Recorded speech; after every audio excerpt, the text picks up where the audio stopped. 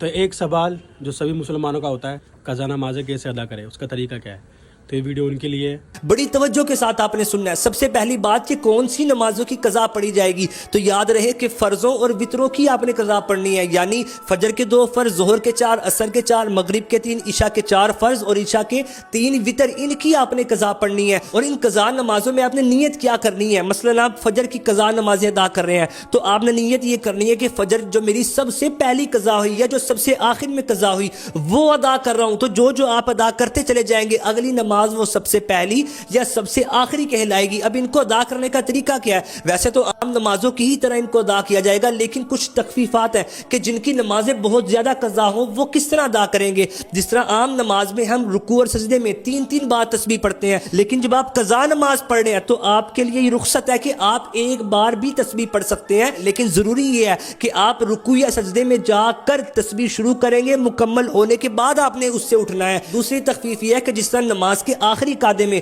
التحیات مکمل کرنے کے بعد درود پاک اور دعا پڑھی جاتی ہے، پھر سلام پھیرا جاتا ہے، لیکن قضا نماز ادا کرتے ہوئے یہ رخصت ہے آپ کے لیے۔ اگر آپ یہ چاہیں تو نماز کی آخری رکعت میں التحیات مکمل کرنے کے بعد صرف اتنا درود پاک پڑھیں، اللہم صلی علی محمد، پھر آپ سلام پھیر دیں۔ تیسری تخفیف یہ ہے کہ جس طرح فرضوں کی تیسری اور چوتھی رکعت میں بھی قرات کی جاتی ہے، لیکن جب آپ قضا نماز ادا کر رہے ہیں تو آپ کے لیے یہ رخصت ہے کہ آپ فرضوں کی تیسری اور چوتھی رکعت میں مثلا ظہر کے 4 فرض، عصر کے 4 اور عشاء کے 4 فرض، اس کی تیسری اور چوتھی رکعت میں آپ قرات کے بجائے صرف 3 مرتبہ یہ تسبیح پڑھیں سبحان اللہ، پھر آپ رکوع میں چلے جائیں۔ چوتھی تخفیف یہ ہے کہ جب آپ نماز عشاء کے وتر کی آپ قضا پڑھ رہے ہیں تو اب آپ تیسری رکعت میں قرات تو کی جائے گی، لیکن آپ جب تکبیر کہنے کے بعد دعائے قنوت پڑھتے ہیں، اس دعائے قنوت کی جگہ آپ 3 مرتبہ اللہم اغفر لی کہیں، پھر آپ رکوع میں چلے جائیں اور اپنی نماز مکمل کریں۔ یہ ہے قضا نماز ادا کرنے کا طریقہ، لیکن ان کا حساب بھی لگانا ہے کہ میری کتنی نمازیں باقی ہیں۔ آپ حساب اس طرح لگائیں کہ میں کب سے بالغ ہوا یا میں کب سے نمازیں نہیں پڑھ رہا، اس کے مطابق آپ نمازیں شروع کر دیں۔ آپ کہتے ہیں مجھے یاد ہی نہیں ہے کہ میں کب بالغ ہوا یا میں کب سے نمازیں نہیں پڑھ رہا،